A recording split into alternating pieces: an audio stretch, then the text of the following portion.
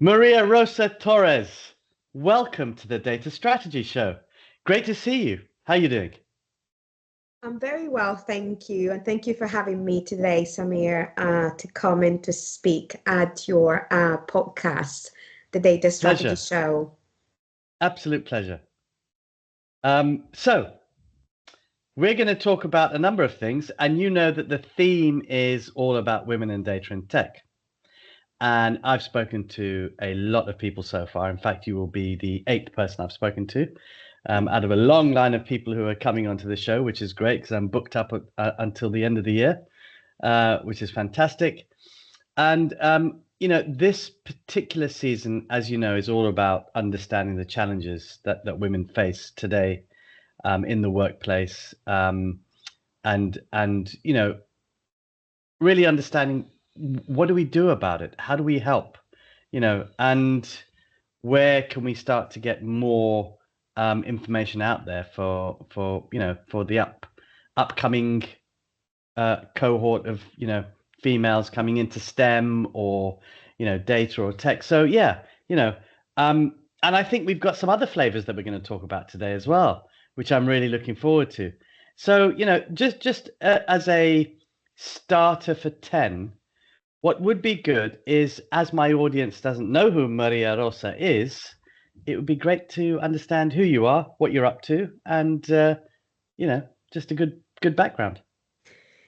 Yes, well, as you say, my name is Maria Rosa Torres, and I am Colombian born. I was born in Colombia, so I'm from Latin America. Mm-hmm. I have a decade of experience in kind of large scale data, mainly data-driven strategies and portfolio planning across financial services, but also mission-driven organizations.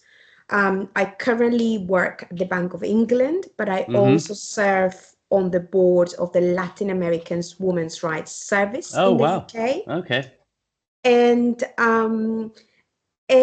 I've built my career in a space where people like many of us were rarely seen in a way. So I have a passion for using data governance and inclusive leadership to influence board decisions or create environments where underrepresented talent can thrive.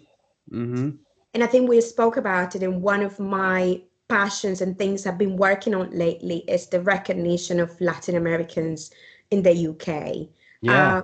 which, I'm very committed to kind of make sure my community is seen and what's the impact that we bring to the economy and to the society here, basically. It's interesting. And I wrote it down. You said the word or two words, rarely seen, and I'm interested to understand that. Why is it that the Latin American community, and specifically, of course, women are rarely seen in this, and what does that mean? I guess, how does it manifest, and how does it sort of, rear its ugly head? Well, as you know, I'm a migrant, so I've migrated to the UK. I'm married and got, my husband. However, when you migrate to another country, and the majority of the Latin American population in the UK, when they migrated to the UK, they hold different skills that probably weren't as transferable, like teachers, doctors, or lawyers, that they couldn't have those skills developed. So therefore, Right. they enter different sectors such as hospitality or education. That wasn't something that you could see in the corporate world. So Right. it was, Okay.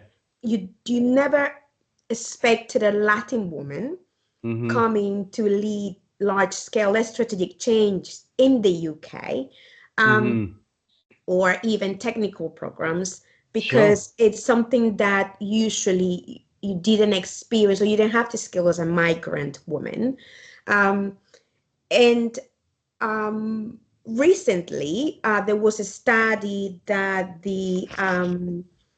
it was done by a Latin American woman, actually, about the new kind of wave that you've seen of migration of Latins. Right. After COVID, we've seen a lot of migrants, Latinos, coming to the United Kingdom that are wanting to study masters and Right. Yep. have different type of skills. And when they stay, you now see a glimpse of them coming into the corporate world. But 10 years ago, when I came to the UK, it was something that it wasn't seen, and we didn't have that sort of access to a powerful network. We just Right. building one Yes. because we didn't have many like us in the corporate world. So basically, it was at that point, it was like intentionally building relationship with people that were similar to you. So I found Yes. like migrants from other countries, international people that have similar backgrounds could be allies, you know, and then at that point, kind of building relationship with senior advocates or people that were interested in, and also through like education, building networks. So kind of, going to courses in certain universities will help you to build that out. And so, and get also my skills recognized locally.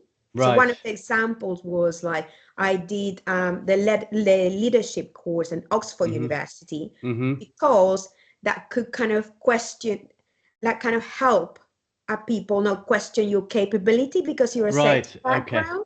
Yes. So things like that, if that makes Yeah. sense. No, I guess it does. And I'm thinking back to the fact that, what you're experiencing is as being a sort of, as you said, a first wave of migrants, right? Whereas, if you look at me, I was born abroad, Yeah. and I grew up in London, so I know exactly what you mean. But you're having to experience that, many years later, in the same way that we would have when we first moved to England. Yeah. And I moved as a child, so that's why my accent is like this. And I would say I've been born elsewhere but raised in England from the age of 2.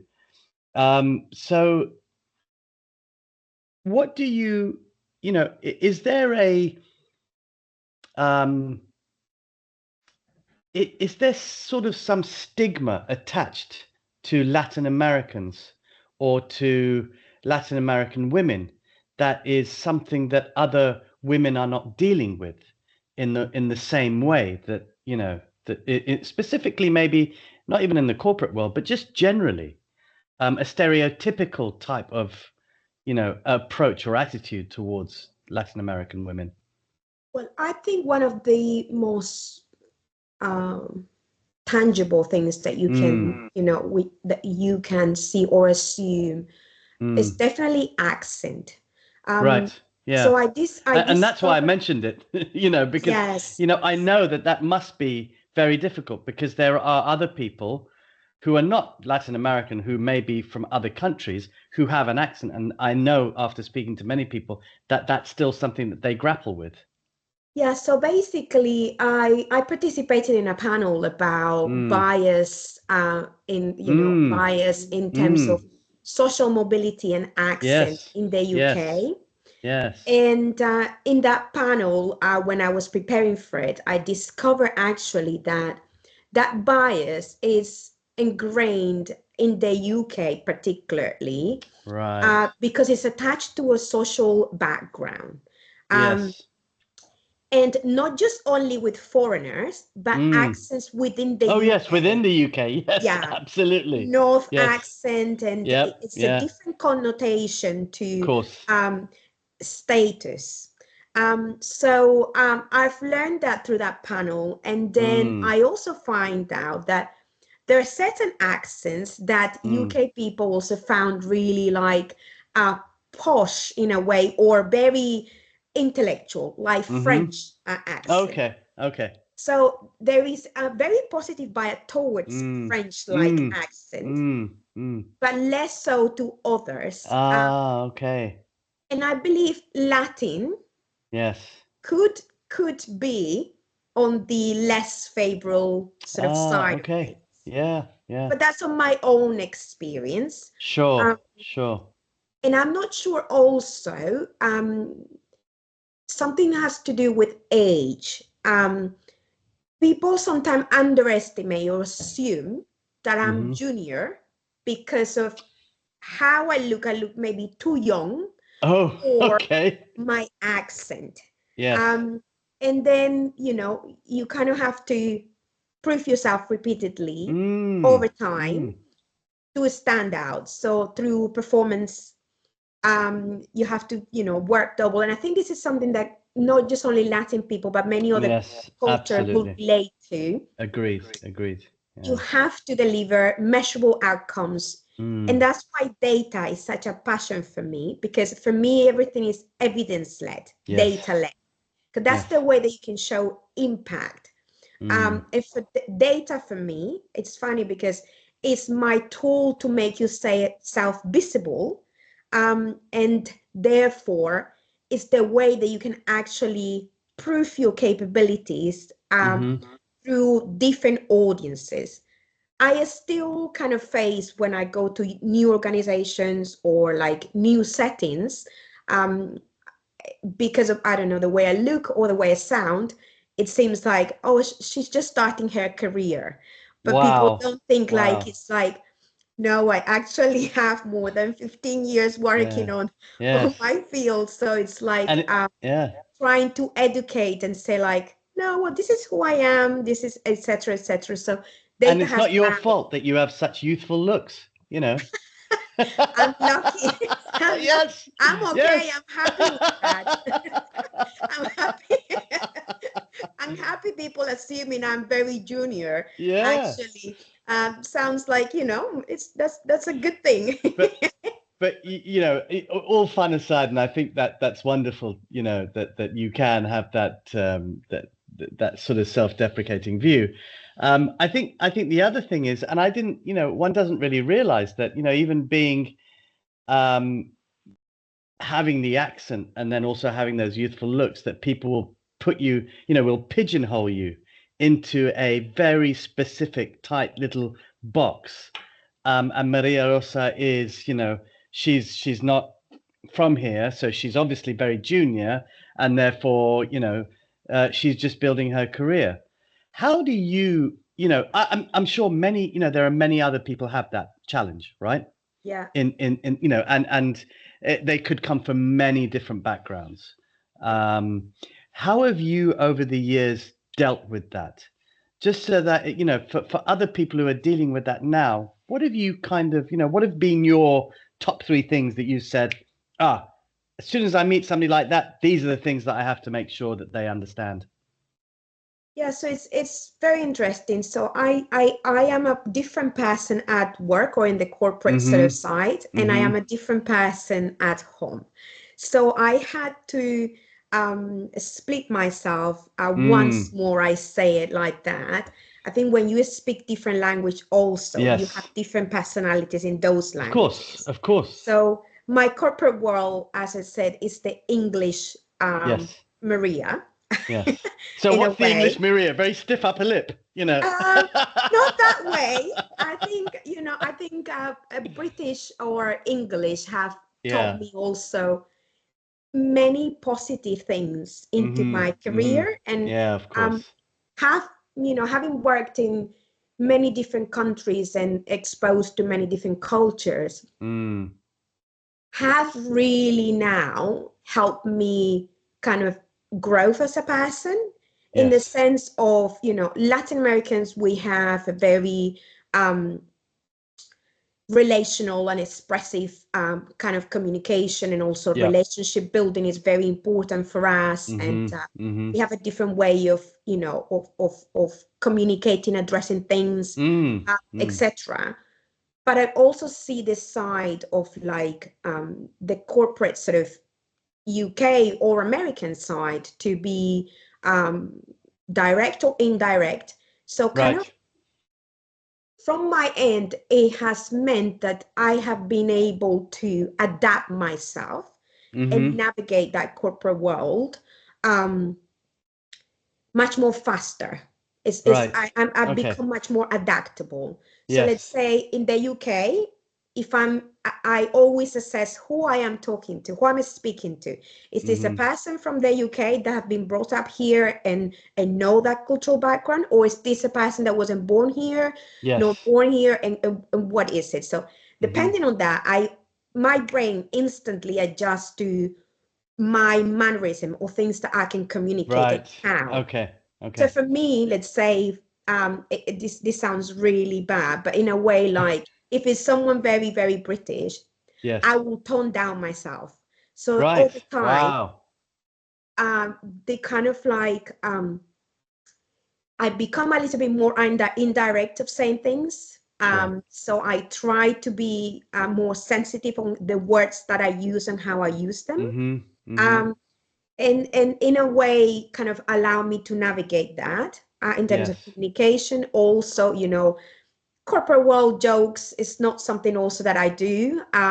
Yeah. eh, I tend to have that much more at home, Mm-hmm. and try to kind of adapt myself to that communication style of the person and try somewhere that we can relate towards. Sure. That's something that I normally immediately do. After Mm-hmm. that, and when the barrier has been broken, then very simple, depending on the relationship that I want to build with that person, um, use plain English to say what I want Right. that from. Right. Yeah. Yeah. Um, Yeah. and then you just have to, over time, kind of, bring that resilience and being agile Mm. and Mm. adapting to new ways of a Mm. structure to be able to, to adapt Yeah. this culture, basically. Yeah. It's interesting because it's hard work. It is. It is. It has been Mm. a while for me to decode also certain things Sure. that are Sure. said that Yes. are not, this is not what they meant. Right. Yes. So Yes. Absolutely. Yeah. And it's interesting because not only are you dealing with the fact that somebody could well be stereotyping you, but then you're dealing with this, dealing with the fact that someone's putting you in a pigeonhole.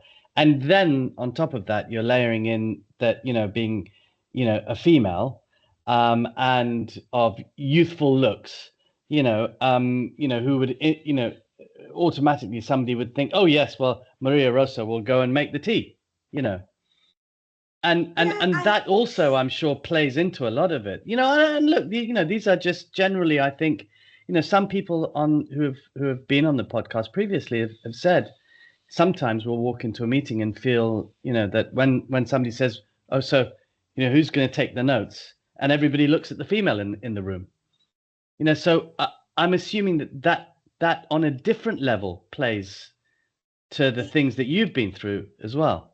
it does.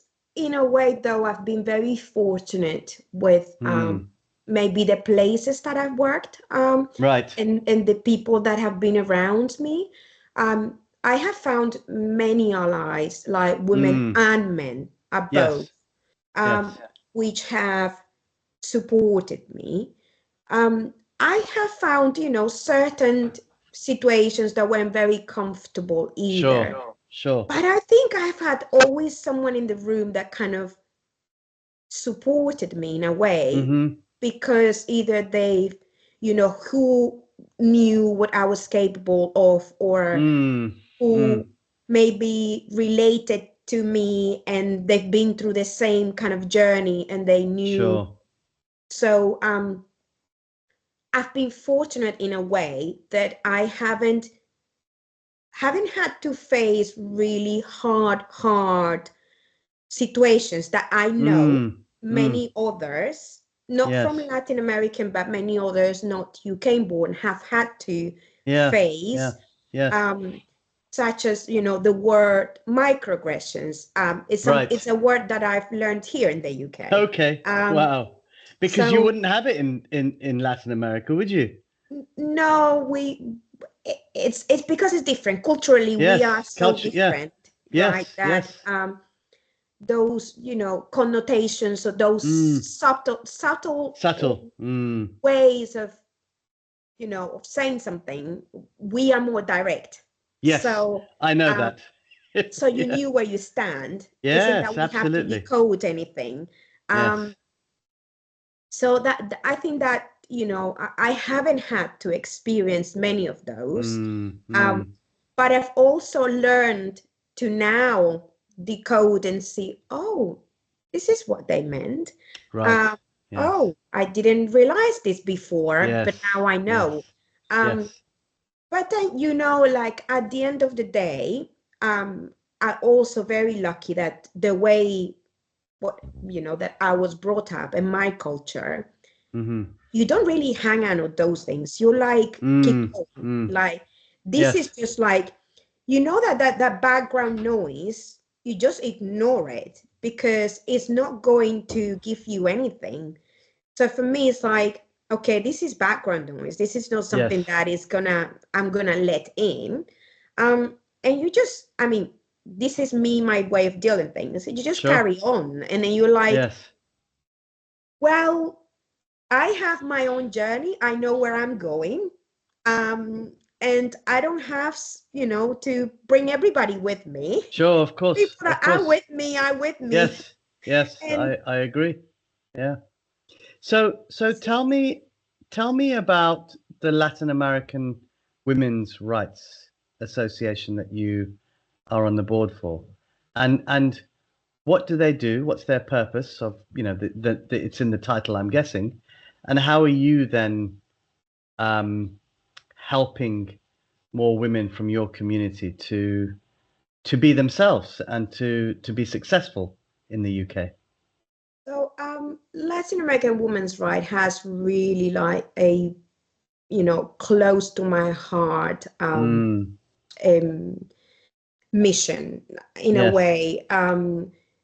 Basically, they are a feminist organization. Mm-hmm. We focus on migrant women. Mm-hmm. Um, Lately, they have been involved campaigning for the end of violence related to migrant women, and not just only Latin Americans, but they partner with other organizations like Black Sisters, Mm-hmm. and campaigning against like those groups that are left behind because of the Mm, background, mm, really.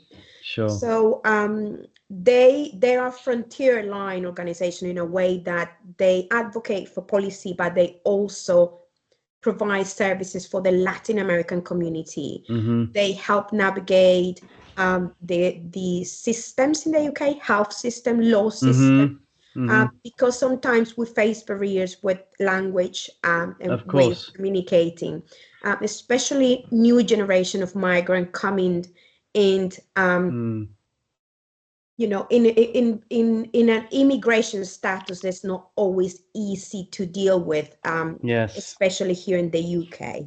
Mm, So then for me, what I do is, so, I serve in the board, and I help them to become more strategic and more data-led. mm-hmm. So my role there has been to make sure the impact that we are creating towards all those advocacy and programs offer are actually articulated in a way that we can get funding and we can still Right. support. This organization Mm-hmm. has 40 years, more than 40 years in the Oh, UK. wow. Oh, wow. Yes, That's amazing. yes, it's old, and we're still, campaigning, and we're still going through. Mm, mm, However, funding gets harder because yes. Latin Americans aren't recognized Mm, as a mm, distinct minority group or mm-hmm. ethnic group, Okay. which means that funding sometimes come through the form of partnerships, Right. and Okay. that's why data is so important, because Mm, if mm, you can't evidence what you do, yes. then it's not going to be as easy to get any support. Mm-hmm. So Mm-hmm. yes, the board is full of women. all Latin American women. And we bring different backgrounds to it. And it's a very interesting, kind of side of myself. Sure. And Latin American women's rights, it's part of something that we call the Coalition of Latin Americans in the UK, which is formed of 7 organizations.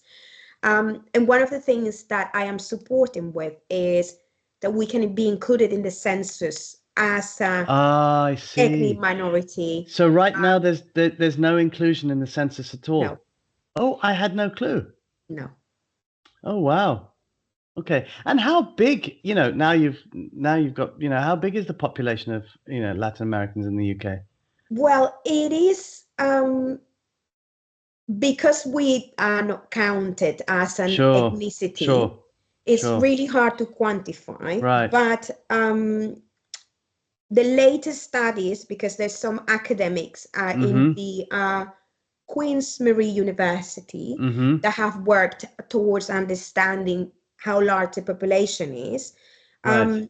So it's not far behind the Pakistani population in the UK. Okay. Okay. It is now the 8th largest non-UK born population in London. Wow.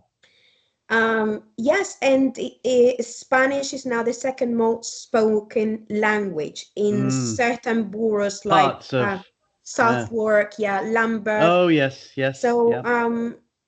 it is a growing, and it's, I mean, compared to, Pakistani population, which is large, I think is more than 100,000 in the UK. That's what the estimate is at this point in time. But without proper data. Yes, of course, you won't know. Naturally, naturally. Yeah. Wow, okay. And what are some of the projects that, you've specifically done in the Latin American Women's Rights Organization to help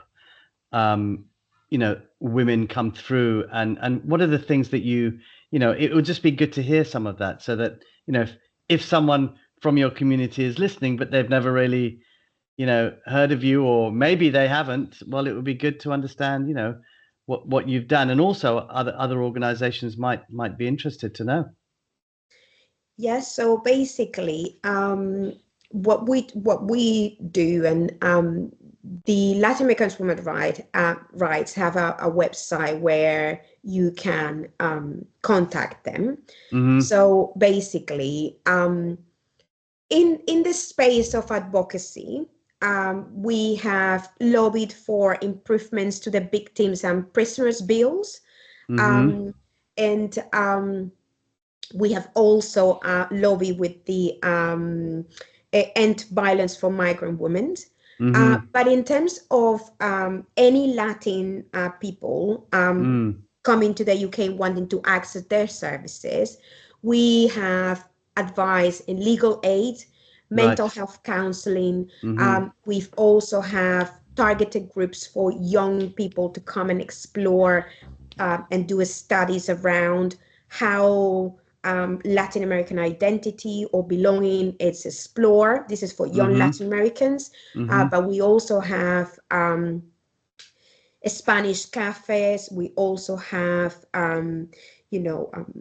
many other different kind of workshops targeted for women, like building different skills, entering the work corporate world, and how do you do this, etc. So as simple as, if you don't know how to access any of the UK services as a Latin, Sure. you can go to Latin American Women's Rights, and they will provide guidance in anything. We have helplines. We run with volunteers too. So we have psychotherapists. We have many different, people that are supporting and driving this. I think last year we supported around 1,500 Latin American women via advice only. Oh, wow. And 72% of those needed interpretation. So it's still Oh, so language there's is quite a lot something. of language barriers there then, yeah. Yes, Yeah. yes. So And I'm assuming that's more with the older population because there must be the younger population who are coming, like you said, who are doing a master's here. They're very likely, more likely to be speaking English, far better than some of the elder folk who are here. Yeah. indeed, and that's why we have also a separate kind of young advisory services that's called like Mm. Sin Fronteras, which is Mm-hmm. without borders, Mm-hmm. and they're young Yes. people that what they do is that they do um, studies and research and kind of building up their skills in the policy world so Right. that those Latin women can actually work in policy. Mm-hmm. Policy is something that is very niche to the Yes. UK, Yes. to white Mm-hmm. population. Mm-hmm. So, what Latin Americans women's rights do is that they build those skills for Latin people so that there is a space for them in policy, and Mm-hmm. they start advocating and, many different things. So, most of them come and have a year or two experience in laws so that now they can move on into different organizations to do policy work too. So, that's Sure. something that the director has really worked on hard. Mm-hmm. So Mm-hmm. it's a platform for young generations to be able to gain certain skills that otherwise they would not have access to. Fantastic. Very, very, very worthwhile causes there. And, as we wrap up, and I'm just wondering back to, your experiences as a young Latin American woman who, going into the workforce in the UK. For those who are coming through now and perhaps who have just arrived and are doing a degree or doing a master's and planning to extend themselves into the corporate world, and pursue a career, what would you say are the the areas that they need to think about going into a corporate career as a Latin American woman, and what's key and important for them to navigate through that? Well, I think that the first thing is it's mentality. Like, don't see your Mm, cultural background as a barrier, mm, but see it mm, as an asset that you can actually use. So you can use your multilingual skills mm, to tailor communications, to understand culture. Your empathy and resilience can help you differentiate in terms of how do you engage with your stakeholders. So I mm-hmm, think use that to your advantage. Also focus on building your competences, your mm-hmm, capabilities. Don't wait to be invited to join projects. Ask for those opportunities up front, um, and find not just mentors, but as mm, sponsors, people that will mm-hmm, open the door for you, and take up a space. Like, don't be afraid to belong in that room. You have a voice, so you have something to give in the corporate world, and take as many opportunities as you can. Don't mm-hmm. be afraid to have nowadays these squiggly careers that you go in and out. Collect your skills. um, Equally, you can also specialize in something that you really, really want to and you're passionate. Um, but I think the most important thing is about not looking at your background as something that Mm. can prevent you from success. You have to Yes. look at it. How can I build on what I am? And how can I be successful, with my whole identity? Yeah. That's wonderful. Maria Rosa Torres, thank you so much for being on the Data Strategy Show.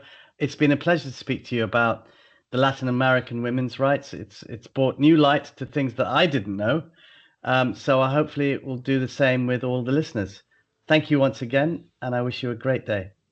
Thank you for having me.